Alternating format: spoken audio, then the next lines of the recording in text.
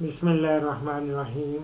السلام علیکم ناظرین اور سامعین، بڑھتے ہیں ایک وائس میسج کی جانب، دیکھتے ہیں۔ السلام علیکم ڈاکٹر صاحب، کیسے ہیں آپ؟ خیر خیریت سے ہیں؟ ڈاکٹر صاحب معلوم یہ کرنا تھا، ہمارے یہاں بکری کے بچے زیادہ تر 1 مہینے سے 1.5 مہینے کے درمیان وہ بہت زیادہ بیماریوں کا شکار ہو جاتے ہیں، نزلہ، زکام، اور اکثر اوقات وہ مر بھی جاتے ہیں۔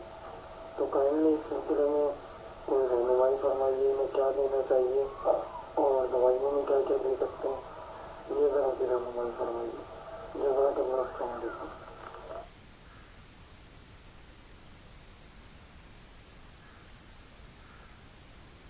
میری جان، یہ جو آپ نے توجہ جس کی طرف مبذول کرائی ہے، یہ اگر تو ان کو ٹائم پہ ان کی کراسنگ کرائی جائے اور یہ صحیح موسم میں ان کا جو ملاپ ہو، تو بچے جو ہیں وہ بڑے اچھے موسم میں پیدا ہوتے ہیں۔ اسی لیے میں کہتا ہوں نا کہ مارچ، اپریل اور اسی طرح ستمبر، اکتوبر، 15 ستمبر کے بعد اور اکتوبر پورا مہینہ، یہ 2 موسم ہیں جس میں ملاپ کرانا چاہیے۔ اور پھر جب بچے پیدا ہوں گے بڑے اچھے موسم میں پیدا ہوں گے، اور زیادہ تر سردی سے بہت ساری مارٹیلٹی ہو جاتی ہے، مر جاتے ہیں، یا شدید جب موسم ہو کوئی بھی، اس میں یہ سروائیو کرنا مشکل ہوتا ہے۔ ان کو کھانسی، اور پھر ہم لوگ ان کو یہ ہے کہ بڑا کوزی رکھنا ہوتا ہے، کہ یہ بڑا اچھا ماحول دینا ہے، ٹھنڈ سے بچانا ہوتا ہے۔ اور اسی طرح خوراک میں ماں کو جب خوراک اچھی دیں گے تو بچے کو دودھ، کئی دفعہ بچوں ماؤں کا دودھ ہی نہیں ہوتا، تو اس کے لیے بھی آپ پروگرام میرے دیکھتے جائیں، دیکھیں گے تو بے شمار لوگوں کو میں نے بتایا ہوا ہے کہ کیسے دودھ بڑھانا ہے، کیسے دودھ، اس کے مختلف طریقے وہ بھی بتاتا رہتا ہوں۔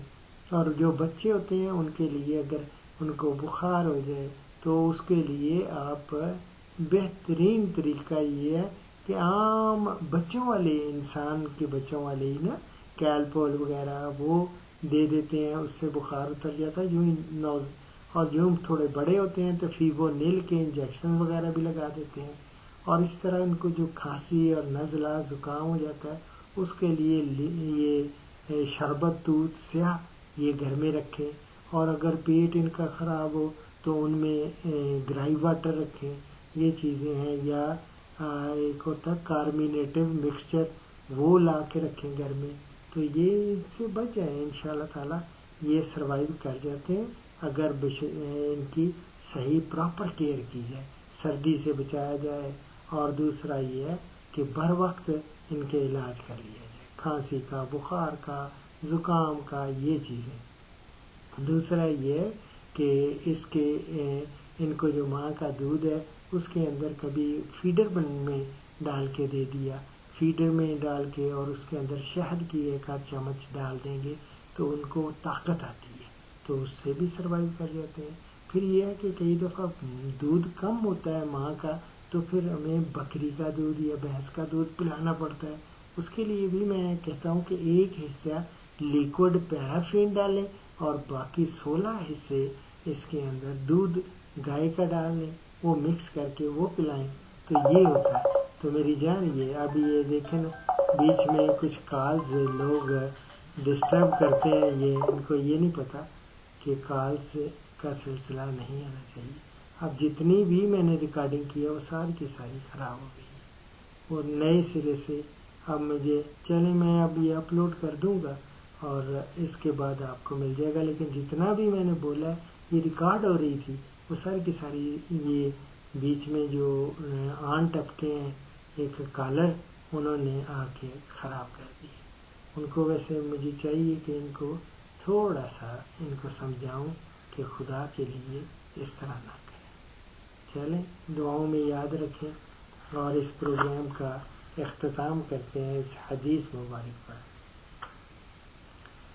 حضرت ابن عباس رضی اللہ تعالی عنہ کا بیان ہے کہ رسول اللہ صلی اللہ علیہ وسلم نے فرمایا کہ تم ایک دم اونٹ کی طرح پانی نہ پیو بلکہ 2-3 مرتبہ دم لے کر پیو، اور پینا شروع کرتے وقت بسم اللہ کہو، اور جب دوبارہ برتن منہ سے لگاؤ تو الحمدللہ الحمدللہ کہو۔ یہ ترمذی سے میں کوٹ کر رہا ہوں، دعاؤں میں یاد رکھیں۔ فی امان اللہ۔ اللہ اکبر کبیرہ۔